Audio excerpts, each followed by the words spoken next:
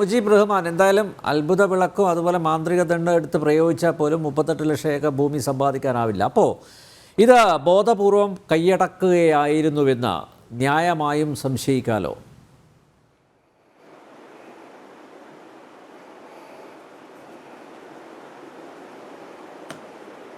Hello, ചോദ്യം കേൾക്കുന്നില്ല. അല്ല, മുജീബ് റഹ്മാനോടാണ് ചോദിച്ചത്. ശ്രീ മുജീബ് റഹ്മാൻ,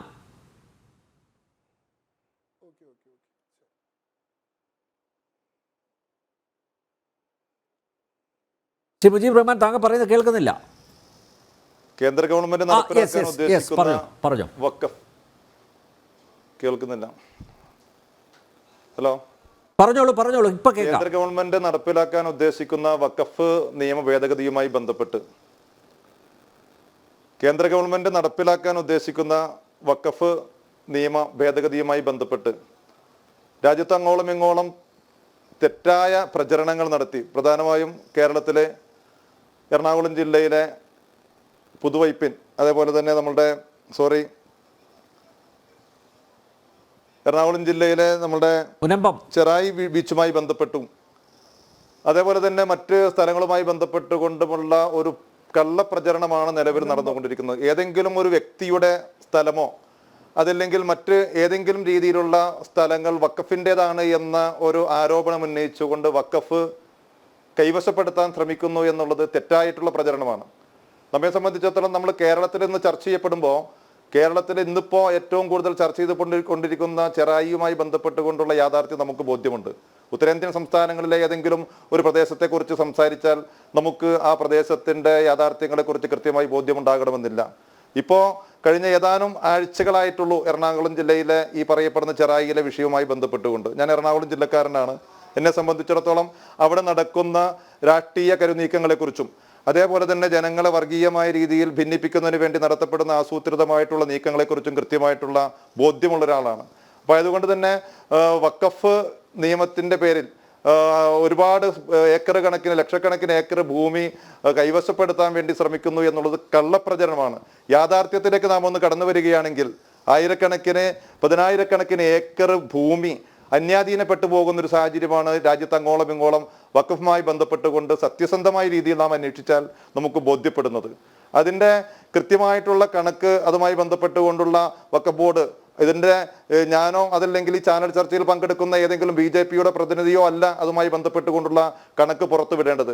സംസ്ഥാന ഗവൺമെന്റിന്റെ കയ്യിൽ അതിനെക്കുറിച്ചുള്ള കണക്കുണ്ട്, കേരള വഖഫ് ബോർഡിന്റെ കയ്യിൽ അതിനെക്കുറിച്ചുള്ള കണക്കുണ്ട്. വഖഫ് ബോർഡ് അതുമായി ബന്ധപ്പെട്ടുകൊണ്ട് കൃത്യമായ രീതിയിൽ വഖഫ് ബോർഡിൻ്റെതായിട്ടുള്ള വസ്തുക്കൾ ഏതൊക്കെയാണ് എന്നുള്ളതിനെക്കുറിച്ചുള്ള കൃത്യമായിട്ടുള്ള രേഖകൾ അവരുടെ കയ്യിലുണ്ട്. ഈ രേഖകളുടെ അടിസ്ഥാനത്തിൽ മാത്രമേ വഖഫ് ബോർഡിന്റെ ഭൂമിയെക്കുറിച്ച് വഖഫ് ബോർഡ് സംസാരിച്ചിട്ടുള്ളൂ. അത് തെറ്റായിട്ടുള്ള പ്രചരണമാണ് എന്ന് ആരെങ്കിലും വാദത്തിന് ഉന്നയിച്ചാൽ അതിനെ ഇവിടെ രാജ്യത്ത് നിയമപരമായ രീതിയിൽ അതിനെക്കുറിച്ചുള്ള ബോധ്യപ്പെടുന്നതിന് വേണ്ടിയുള്ള സാഹചര്യമുണ്ട്. ഈ മുനമ്പത്തെ ഭൂമി വഖഫ് ബോർഡ് ക്ലെയിം ചെയ്തിട്ടില്ല എന്നാണോ? ഈ വഖഫ് മന്ത്രി തന്നെ നിയമസഭയിൽ പറഞ്ഞിട്ടുണ്ടല്ലോ, മുനമ്പത്തെ ഭൂമിയാണ്. മനസ്സിലാവുന്നില്ല. തെറ്റിദ്ധാരണ പരത്തുന്നു താങ്കൾ ഇങ്ങനെ ആവർത്തിച്ചുകൊണ്ടിരിക്കുക. അതെ, മുനമ്പത്തെ ഭൂമി മുനമ്പത്തെ 404 ഏക്കർ ഭൂമി വഖഫ് ഭൂമി അല്ല എന്ന് ആരും അവകാശപ്പെടുന്നില്ല. അത് വഖഫ് ഭൂമി തന്നെയാണ് എന്ന് വഖഫ് ബോർഡ് വളരെ കൃത്യമായ രീതിയിൽ പറയുന്നു, സംസ്ഥാന ഗവൺമെന്റ് വളരെ കൃത്യമായി പറയുന്നു. അതേപോലെ തന്നെ കേരള ഹൈക്കോടതിയുടെ കൃത്യമായിട്ടുള്ള ഡിവിഷൻ ബെഞ്ചിന്റെ വിധിയുണ്ട്, അത് വഖഫ് ഭൂമിയാണ് എന്നുള്ളത്. ആർക്കും തെറ്റിദ്ധാരണയില്ല. നിലവിലൊരു അവസ്ഥയിൽ ആ ഭൂമി വഖഫ് ഭൂമി അല്ല എന്നുള്ളത് ജനം ചാനൽ ഉൾപ്പെടെയുള്ള സംഘപരിവാർ ഉൾപ്പെടെയുള്ളവർക്ക് തെറ്റിദ്ധാരണയുള്ളൂ. ബാക്കിയുള്ളവർക്ക് ആ വിഷയത്തെക്കുറിച്ച് വളരെ കൃത്യമായ സത്യസന്ധമായിട്ടുള്ള ധാരണയേ ഉള്ളൂ. അതുമായി ബന്ധപ്പെട്ടുകൊണ്ട് നടത്തപ്പെടുന്ന പ്രചരണങ്ങൾ അവിടെ വർഗീയമായ രീതിയിൽ ജനങ്ങളെ വേർതിരിക്കുന്നതിന് വേണ്ടിയുള്ള പരിശ്രമങ്ങളാണ് നടക്കുന്നത്. ഈ മുനമ്പത്തെ വിഷയത്തിലേക്ക് നമുക്കൊന്ന് പോകാം. മുനമ്പത്തെ വിഷയവുമായി ബന്ധപ്പെട്ടുകൊണ്ട് കഴിഞ്ഞ കുറേ ദിവസങ്ങളായല്ലോ ജനം ചാനല് ഇതുമായി ബന്ധപ്പെട്ടുകൊണ്ടുള്ള ചർച്ചകൾ നടക്കുന്നു. അവിടെ പലരുടെയും വീടുകളിൽ നിന്ന് അവിടെ കുടിയിറക്കപ്പെടുന്നു, അവർക്ക് നോട്ടീസ് കൊടുക്കുന്നു എന്നൊക്കെ പറഞ്ഞുകൊണ്ടുള്ള പ്രചരണം. ഇന്നേ വരെ ഞാൻ വഖഫ് ബോർഡിന്റെ ഉത്തരവാദിത്തപ്പെട്ടവരുമായി ഞാൻ ഇന്നും സംസാരിച്ചു. ഇന്നേ വരെ അവിടുത്തെ ഏതെങ്കിലും ഒരു സാധാരണക്കാരനെ അവിടെ നിന്ന് അവരുടെ കുടി ഒഴിഞ്ഞു പോകണമെന്ന് ആവശ്യപ്പെട്ടുകൊണ്ട് വഖഫ് ബോർഡ് കത്ത് കൊടുത്തിട്ടില്ല. അവിടുത്തെ റിസോർട്ടുകൾക്ക് 12ഓളം വരുന്ന റിസോർട്ടുകൾക്ക് കത്ത് കൊടുത്തിട്ടുണ്ട്. അതേപോലെ തന്നെ അതുമായി ബന്ധപ്പെട്ടുകൊണ്ട് ഈ കഴിഞ്ഞ ഇന്നോ ഇന്നലെയോ ഉള്ളൊരു സംഭവ വികാസമല്ലല്ലോ ഈ വിഷയം. മുക്കാൽ നൂറ്റാണ്ട് കാലത്തോളം കഴിഞ്ഞ 1950 മുതലുള്ള സംഭവമാണല്ലോ. ഇപ്പോൾ 2025 എത്തപ്പെടുമ്പോൾ 75 വർഷത്തോളം, 3/4 നൂറ്റാണ്ട് കാലത്തോളമായി ഇന്നേ വരെ ഏതെങ്കിലും ഒരു മുസ്ലിം സംഘടനയോ അതല്ലെങ്കിൽ ആ പ്രദേശത്തെ മഹല്ലോ ഏതെങ്കിലും രീതിയിൽ ഒരു മുസ്ലിം നേതാവോ അവിടെ ചെന്നിട്ട്, മുസ്ലിം സമൂഹം അവിടെ ചെന്നിട്ട് അവിടെ മുസ്ലിങ്ങളുടേതാണ് ആ ഭൂമി എന്നോ അതല്ലെങ്കിൽ അവരോട് കുടിയിറങ്ങണമെന്നോ ഇന്നേ വരെ ആരും ആവശ്യപ്പെട്ടിട്ടില്ല. പക്ഷേ അവിടെ നടക്കപ്പെടുന്നത് തെറ്റായിട്ടുള്ള പ്രചരണമാണ്. അവിടെ ആരെങ്കിലും ഭൂമി പൈസ കൊടുത്ത് ആ ഭൂമി വഖഫ് ഭൂമിയാണ് എന്നുള്ളതിനെ കുറിച്ച് കൃത്യമായി രേഖകളുണ്ടല്ലോ. 1950 സിദ്ദിഖ് സേട്ട് ഈ പറയപ്പെടുന്ന താങ്കൾ പറയുന്നു ആർക്കും നോട്ടീസ് കൊടുത്തില്ല എന്ന് പറയുന്നു. എനിക്ക് മനസ്സിലാകുന്നില്ല. താങ്കൾ പരസ്പര വിരുദ്ധമായിട്ട് സംസാരിക്കാതെ, ടോട്ടലി കൺഫ്യൂസിങ്. പിന്നെ എന്തിനാ പിന്നെ ഇവർക്ക് വേറെ ഒരു പണിയില്ലാത്തതുകൊണ്ടാണോ ഈ 610 കുടുംബങ്ങൾ അവിടെ കഴിഞ്ഞ കുറച്ച് നാളുകളായിട്ട് നിരാഹാര സമരം നടത്തുന്നത്? വേറെ ഒരു പണിയില്ലാതെയാണോ അവിടെ പന്തലും കെട്ടി സമരം നടത്തുന്നത്? 610 കുടുംബങ്ങൾ അവിടെ ഉണ്ട് എന്നുള്ളത് എന്തിന്റെ അടിസ്ഥാനത്തിൽ സംസാരിക്കുന്നത്?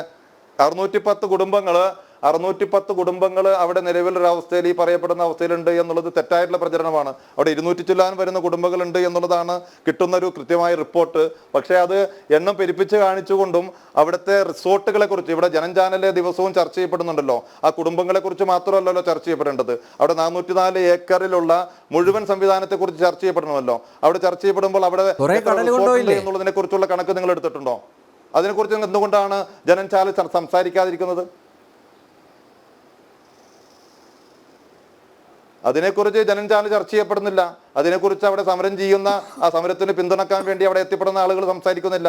അവിടെ ഈ പാവപ്പെട്ട ജനവിഭാഗത്തെ മുന്നിൽ നിർത്തിക്കൊണ്ട്, അവരെ ചാവേറുകളാക്കി മുന്നിൽ നിർത്തിക്കൊണ്ട് അവിടെ റിസോർട്ട് മാഫിയകൾ ഉൾപ്പെടെ, അതേപോലെ തന്നെ രാഷ്ട്രീയപരമായും വർഗീയപരമായും നേട്ടങ്ങൾ കൊയ്യുന്നതിന് വേണ്ടി പലരും അവിടെ ശ്രമിച്ചുകൊണ്ടിരിക്കുകയാണ്. മുസ്ലിം സമുദായത്തെ സംബന്ധിച്ചിടത്തോളം അവിടെ ഒരു വർഗീയ ചേരിതിരിവുണ്ടാകുന്ന ഒരു സാഹചര്യം ഉണ്ടാകാതിരിക്കുന്നതിന് വേണ്ടിയുള്ള വളരെ കൃത്യമായ സൂക്ഷ്മത പാലിച്ചിട്ടുണ്ട്. അവിടെ അത്തരത്തിലുള്ള ഒരു സാഹചര്യങ്ങൾ 1% പോലും മുസ്ലിം സമുദായത്തിന്റെ ഭാഗത്തു നിന്നുണ്ടാകരുത് എന്നുള്ള രീതിയിലേക്കുള്ള തീരുമാനങ്ങൾ ഉണ്ടായിട്ടുണ്ട്. അതുകൊണ്ട് തന്നെ അവിടെ ചാകര പിടിക്കാൻ വേണ്ടി എത്തപ്പെട്ടിട്ടുള്ള പലർക്കും അവരുദ്ദേശിക്കുന്ന രീതിയിലേക്ക് അവിടെ നേട്ടങ്ങൾ കൊയ്യാൻ കഴിഞ്ഞിട്ടില്ല എന്നുള്ളത് യാഥാർത്ഥ്യമാണ്.